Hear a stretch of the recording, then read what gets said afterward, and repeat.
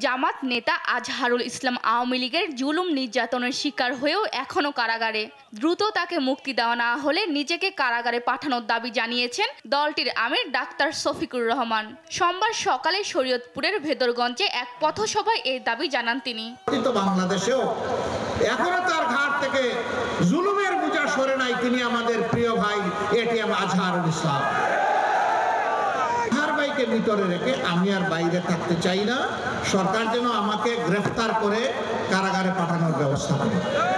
এরপর তিনি বৈষম্য বিরোধী ছাত্র আন্দোলনের শহীদ হাফেজ বেলালের বাড়িতে গিয়ে তার পরিবারের খোঁজ খবর নেন এবং কবর জিয়ারত করেন। এদিকে সোমবার দুপুরে জাতীয় প্রেস ক্লাবে ভাষা আন্দোলন থেকে গণ অভ্যুত্থান অপ্রতিরোধ্য বাংলাদেশ সেমিনারে যোগ দেন জামাত ইসলামের সেক্রেটারি জেনারেল অধ্যাপক মিয়া গোলাম পরোয়ার।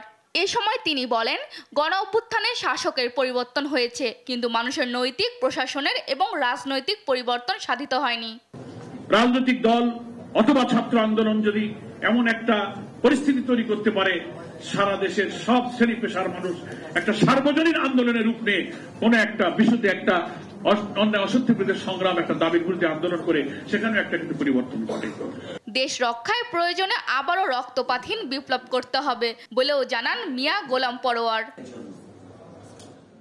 সালমা জাহান, নিউজ ডেস্ক, দেশ টিভি।